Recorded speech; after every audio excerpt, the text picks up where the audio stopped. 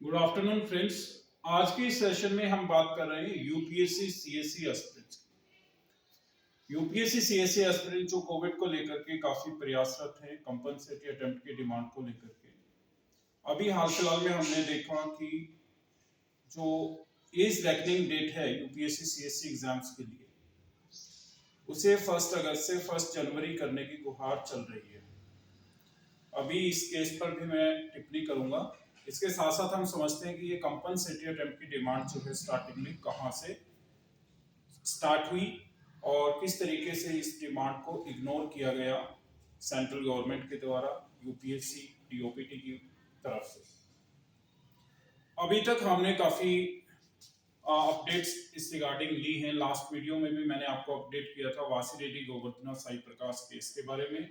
आज हम फिर से बात करेंगे Rachna versus union of India case की, और साथ में काफी अन्य केस भी लगे थे जो हमने लगाए थे। 560 केस नंबर था और एक और केस नंबर था 866, उनकी भी हम बात साथ साथ करेंगे। आज के सेशन में देखें हम तो Rachna versus union of India case काफी फेमस रहा। वासिरेड्डी गोवर्धना साई प्रकाश केस के बाद, उस केस के डिस्पोज होने के बाद Rachna versus union of India case लगता है। और इसकी डिटेल्स मैं आपको बता देता हूं। इसमें 1410 केस नंबर है और Rachna versus union of India ये यहाँ पे लिखा भी हुआ है WPC writ petition civil 1410, year था 2020 और ये रजिस्टर हुआ था 10th, यहाँ पे 10th दिसंबर है और 2020। इस केस की जब हम बात करें तो यहाँ पर अगर हम इसके एक्शंस को नोट डाउन करें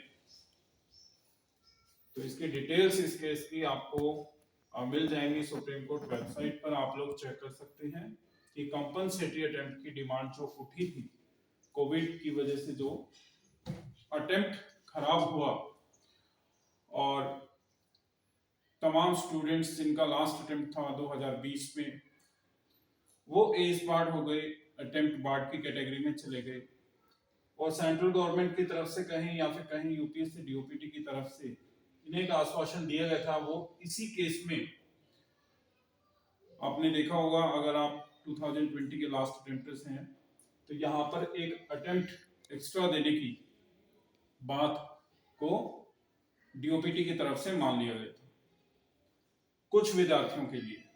जिन विद्यार्थियों की अभी एज कंप्लीट नहीं हुई थी, लेट्स से जनरल कैटेगरी में उनकी 32 ईयर्स एज कंप्लीट नहीं हुई है मगर अटेम्प्ट एग्जॉस्ट हो गए हैं, अटेम्प्ट उनके 6 कंप्लीट हो गए थे, तो उनको अटेम्प्ट देने की बात इन्होंने यहाँ पे एक्सेप्ट कर ली।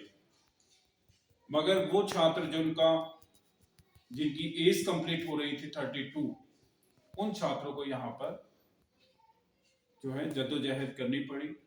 और माननीय सर्वोच्च न्यायालय के अंदर जब ये पिटीशन पर डिसीजन लिया जा रहा था तो काफी हियरिंग होती है इस केस में। Rachna versus union of India case में ये साइड थोड़ा सा स्लो है यहाँ पर। तो इस केस के अंदर एक मुख्य डेवलपमेंट ये हुई कि वो छात्र जिनकी एज बची हुई है मगर अटेम्प्ट एग्जॉस्ट हो गई हैं, उन्हें कंपनसेटरी अटेम्प्ट देने के लिए सरकार ने यस कर दिया था। ये डेट है 5 Feb 2021, 5 फरवरी 2021 को कोर्ट में एक्सेप्ट कर लिया गया था। मिस्टर एसवी राजू जो कि हियरिंग पे थे, यूपीएससी रिस्पोंडेंट थे वो, तो उन्होंने कहा था कि हम उन्हें अटेम्प्ट दे सकते हैं जिनकी एज अभी बाकी है, मगर जिनकी एज बाकी नहीं है उन्हें अटेम्प्ट देने के बारे में गवर्नमेंट इनकार करेगी, डीओपीटी का कहना था। इस केस में जो डेवलपमेंट्स हैं वो आप खुद से भी चेक कर सकते हैं। यहाँ पर साइट स्लो होने की वजह से वो ओपन नहीं हो रहा है पेज। और इसी तरीके से इसके बाद केस नंबर अगर आप चेक करना चाहें 560 केस भी चेक कर सकते हैं, जिसमें रिट पिटीशन सिविल है और माननीय जो एडवोकेट थे, सीनियर एडवोकेट इसमें प्रदीप रॉय सर थे, जिन्होंने फ्री ऑफ कॉस्ट इस केस को लड़ा था और स्टूडेंट्स को जस्टिस दिलाने की उन्होंने कोशिश की। हालांकि उस पिटीशन को भी खारिज कर दिया। इसके बाद हमने एक और पिटीशन डाली थी, उसका नंबर था 866। में डाल के देखता हूँ अगर पेज ओपन होता है तो।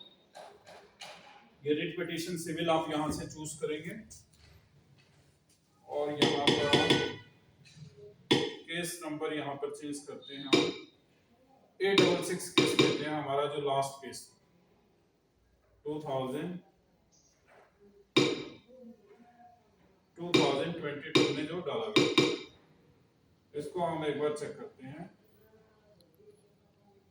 2022 ठीक है। 5 ये हमारा कैप्चा कोड है, यहाँ पे इसको भी पुट कर देते हैं।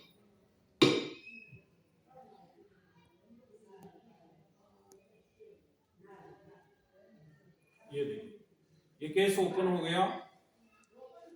ये कोर पिटिशनर का नेम है सोहन कुमार, जो कि हमारी तरफ से हमने केस डाला था। यूनियन ऑफ इंडिया ये रिस्पोंडेंट, और डिस्पोज हुआ ये, उसका स्टेटस यहाँ पे मिल जाएगा आपको। 866 केस नंबर है, डेयरी नंबर है इसका 29955। इसमें देखिए आपको क्या एक्शन इसमें लिया, क्या जजमेंट आया वो देख लेते हैं एक बार।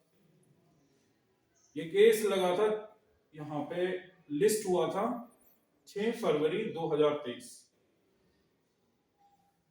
यहाँ पे 6 फरवरी 2023 की डेट आ रही है, हालांकि ये डेट आनी चाहिए यहाँ पे 2022।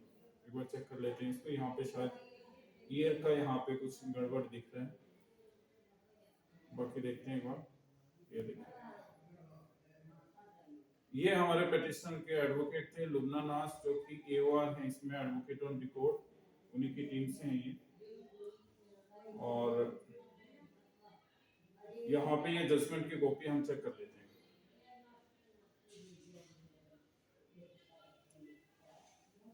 ये यहाँ पे 2 हियरिंग हुई थी, एक हियरिंग में आगे की नेक्स्ट डेट मिली थी हमें, और फिर ये देखिए ये डेट है 6 फरवरी 2023 को।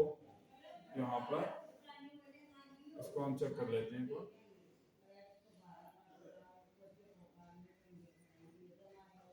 ये देखिए, ये केस ओपन हो गया हमारा। 866 केस नंबर है, ईयर है 2022। आप उसमें सुप्रीम कोर्ट वेबसाइट पर जाकर इस डिटेल्स को पुट करेंगे तो आपको ये सारी इंफॉर्मेशन वहां मिल जाएगी। अब देखिए,